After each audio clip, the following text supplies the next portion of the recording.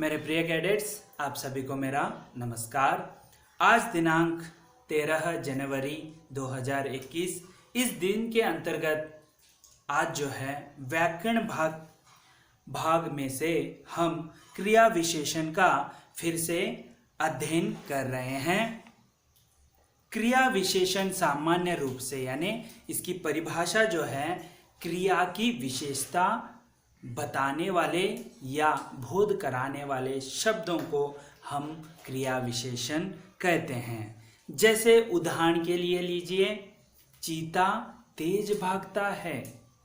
यहाँ पर भागना एक क्रिया है, तेज ये विशेषण शब्द है। तो देखिए चीता कैसे भागता है। भागना एक क्रिया में जो है विशेषण किस प्रकार है, वहां पर तेज भागता है। तो इसे ही हम क्या कहते हैं, क्रिया विशेषण शब्द या इसका बोध हमें होता है। तो पिछले लगातार वीडियो के अंतर्गत हम क्रिया विशेषण का अध्ययन कर रहे हैं। तो प्रमुख रूप से क्रिया विशेषण के 3 प्रकार हैं। पहला प्रकार है अर्थ के आधार पर, जो हमने पिछले वीडियो के अंतर्गत उनके प्रकारों पर प्रकाश डाला है। दूसरा है रूप के आधार पर और तीसरा है प्रयोग के आधार पर। ये तो 3 प्रकार हैं क्रिया विशेषण। जो शब्द होते हैं जैसे धीरे धीरे, तेज, इस तरह जो शब्द हैं यह क्रिया विशेषण के शब्द हैं। जैसे कोई भी यहाँ पर लिंग हो जो है परिवर्तन नहीं होता है।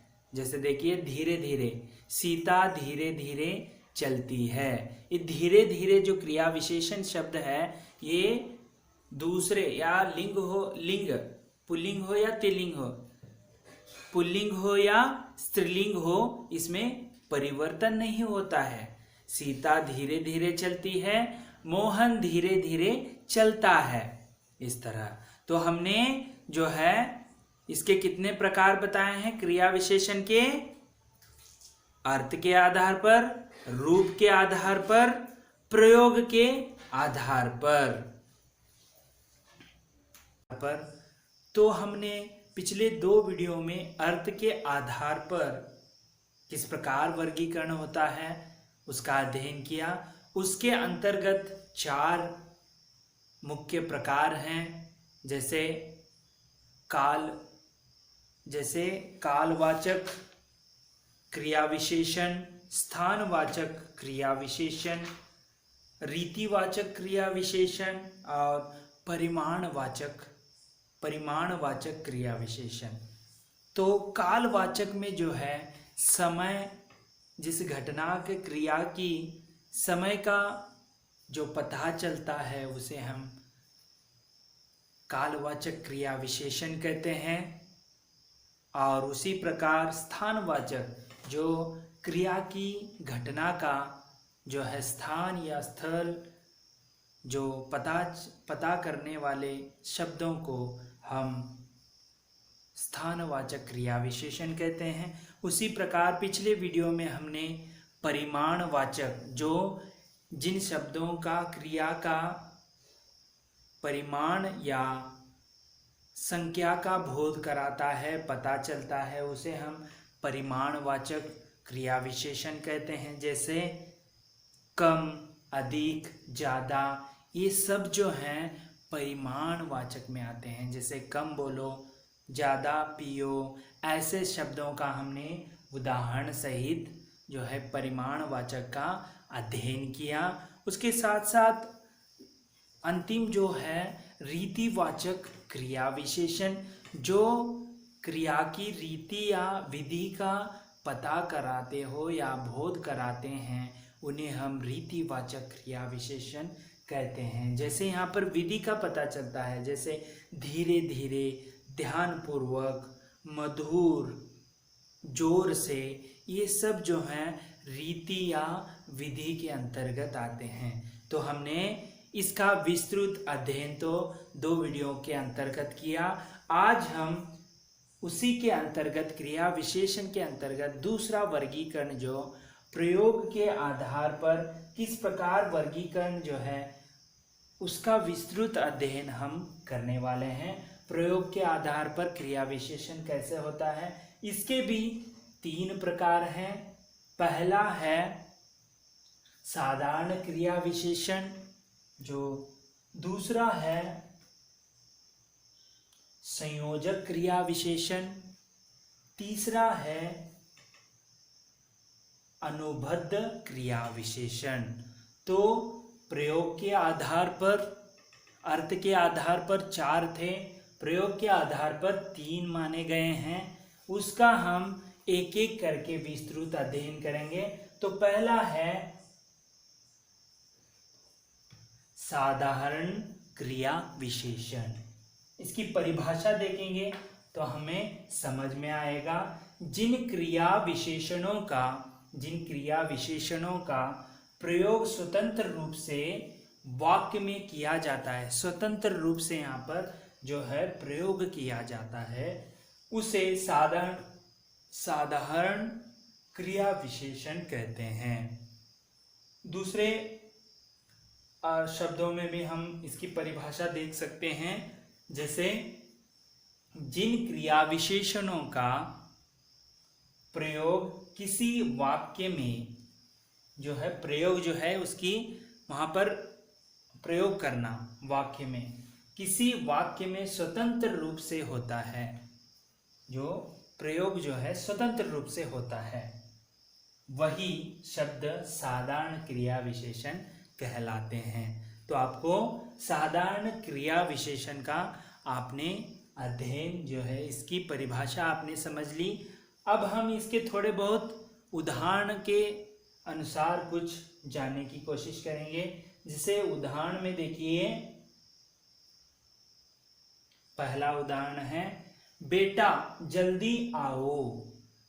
साधारण क्रिया विशेषण है, इसमें सरल वाक्य जैसे साधारण है और आने की जो क्रिया है जल्दी है, यही जो है साधारण क्रिया विशेषण कहलाते हैं। दूसरा उदाहरण है अरे सांप कहाँ गया।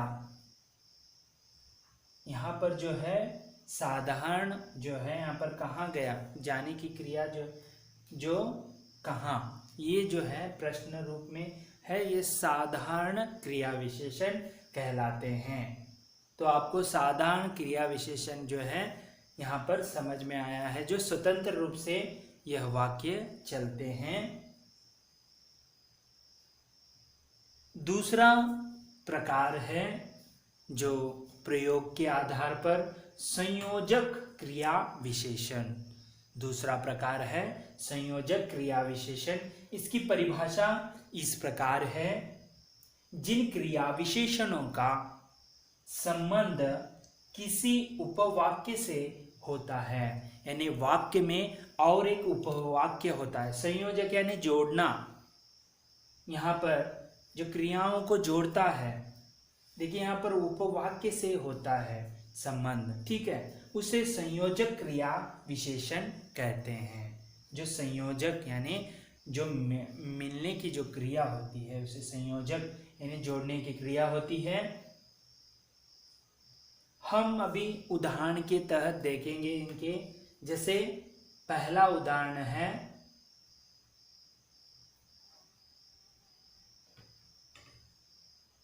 जहां पर अभी समुद्र है, एक वाक्य हो गया, एक क्रिया हो गया। दूसरा है वहां पर कभी जंगल था। यहाँ पर जहां पर या वहां पर जो है, यह जो है संयोजक क्रिया विशेषण है, जो दो वाक्यों को जोड़ रहे हैं।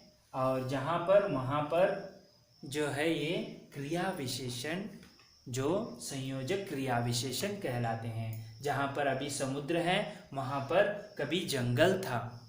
तो यहाँ पर दो वाक्यों में संयोजक जो है क्रिया विशेषण कहलाते हैं। दूसरा उदाहरण है, यहाँ पर आप देख सकते हैं, जहां तुम अभी खड़े हो, वहाँ घर हुआ करता था। तो यहाँ पर होने की जो क्रिया है, खड़े होने की जो क्रिया है, जहाँ वहाँ जो है ये संयोजक क्रिया विशेषण है। खड़े होने की जो स्थान को बता रहे हैं और वहाँ पर जो घर था उसका जो है ये जहाँ और वहाँ जो है संयोजक क्रिया विशेषण के उदाहरण है। उसी प्रकार अगला उदाहरण देखेंगे हम। जहाँ तुम जाओगे वही मैं जाऊंगा। यहाँ पर जहाँ तुम जाओगे, जहाँ जाने की क्रिया है जो जहाँ, ठीक है। यहाँ पर आपको स्थान जो बता रहे हैं वही मैं जाऊंगा, जो दो क्रियाएं हैं उसके अंतर्गत जो है संयोजक का काम कर रहे हैं, उसे जहाँ और वही, यही जो है संयोजक क्रिया विशेषण के शब्द कहलाते हैं। उसी प्रकार जो हमने पहला जो है साधारण क्रिया विशेषण का विस्तृत अध्ययन किया, दूसरा है संयोजक क्रिया विशेषण का अध्ययन किया। अब हम इसके अंतिम तीसरा प्रकार है उसे हम देखेंगे, जो इस प्रकार है अनुबद्ध क्रिया विशेषण। तीसरा प्रकार है प्रयोग के आधार पर अनुबद्ध क्रिया विशेषण। तो इसकी परिभाषा पहले देखेंगे। जिन शब्दों का प्रयोग नीचे के किसी भी शब्द भेद के साथ हो सकता हो उसे अनुबद्ध क्रिया विशेषण कहते हैं। नीचे जो है, नीचे ही आपको जैसे डेफिनेट बताता है, इसी के वजह से ऐसे शब्दों को हम जो भेद के साथ हो सकता है उसे हम निश्चय यानी निश्चित जो है डेफिनेट बताता है। जैसे यहाँ पर दूसरे शब्दों में भी हम सरल वाक्य में परिभाषा देखेंगे। जैसे शब्द जो निश्चय के लिए कहीं भी प्रयोग कर लिए जाते हैं, निश्चय यानी निश्चित डेफिनेट के लिए कहीं भी प्रयोग किए जाते हैं, वे शब्द अनुबद्ध क्रिया विशेषण कहलाते हैं। जैसे यहाँ पर कुछ शब्द दिए गए हैं, उसे अनुसार हम देखेंगे। उदाहरण है, जैसे देखिए यहाँ पर आपके आने भर की देर है। आपके आने भर जो है अनुबद्ध क्रिया विशेषण है। दूसरा उदाहरण भी देखेंगे। यह काम तो गलत ही हुआ है। होने की जो क्रिया है यहाँ पर अनुबद्ध, यहाँ पर देखिए निश्चित जो है यहाँ पर बल दिया है, इसे निपात भी कहा जाता है, जो अगले हम वीडियो में इसे देखेंगे। उसी प्रकार यहाँ पर निपात भी कहा जाता है, जो हम अगले इसे हम विस्तृत अध्ययन करेंगे। तो यहाँ पर ये काम तो गलत ही हुआ है, यहाँ पर ही जो है बलपूर्वक निश्चय ही बता रहा है, उसे हम जो है अनुबद्ध क्रिया विशेषण कहते हैं। आपके आने भर की देर है जो है, ऐसे ही ये जो शब्द अनुबद्ध के लिए प्रयोग किया जाता है, जो निश्चय के लिए ऐसे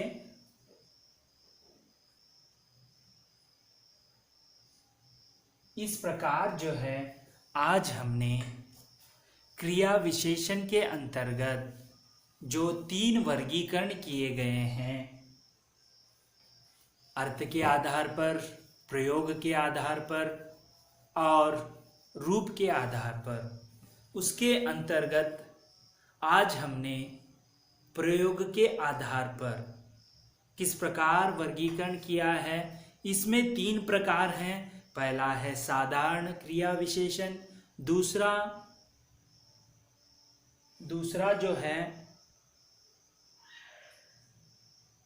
दूसरा उदाहरण देखिए, दूसरा जो है संयोजक क्रिया विशेषण। पहला साधारण क्रिया विशेषण, दूसरा है संयोजक क्रिया विशेषण, तीसरा है अनुबद्ध। तो साधारण में जो है स्वतंत्र रूप से वाक्य जो है प्रयोग में आता है उसे हम साधारण क्रिया विशेषण कहते हैं। दूसरा है संयोजक क्रिया विशेषण जो जोड़ते हैं।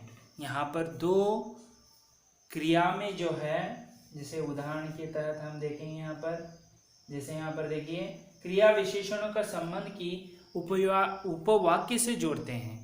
यहाँ पर जो है उपवाक्य से जो जोड़ते हैं उसे हम क्रिया विशेषण जो है संयोजक क्रिया विशेषण कहते हैं। उसी प्रकार अनुबद्ध क्रिया विशेषण जो वाक्य में निश्चित जो है उसे बताने की जो क्रिया है उसे हम अनुबद्ध क्रिया विशेषण, जैसे ही है, भर है, ये सब जो हैं यह अनुबद्ध क्रिया विशेषण के उदाहरण संबंधित शब्द हैं। उसी प्रकार जो इस वीडियो के अंतर्गत आज हमने क्रिया विशेषण के अंतर्गत जो दूसरा वर्गीकरण है प्रयोग के आधार पर, उसके 3 प्रकारों पर हमने विस्तृत अध्ययन किया। अगले वीडियो में हम जो वर्गीकरण के तहत तीसरा प्रकार है, वर्गीकरण है रूप के आधार पर, उसका हम विस्तृत अध्ययन अगले वीडियो में करेंगे। तो मैं आशा करता हूं कि आप इसे विस्तृत जो है ज्ञान हासिल किए होंगे। तो आप अपने जो है इसके तहत क्रिया विशेषण के जो जितने भी मैंने यहाँ पर प्रकार बताया है उसे आप अपने नोटबुक में लिखिए। आपके लिए गृह कार्य है साधारण क्रिया विशेषण, संयोजक क्रिया विशेषण और अनुबद्ध क्रिया विशेषण के 2-2 उदाहरण आप लिख कर रखना है। यही आपके लिए गृह कार्य है।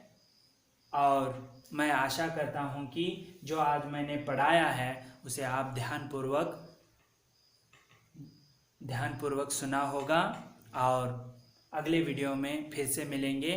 तब तक के लिए धन्यवाद। आपका दिन मंगलमय हो।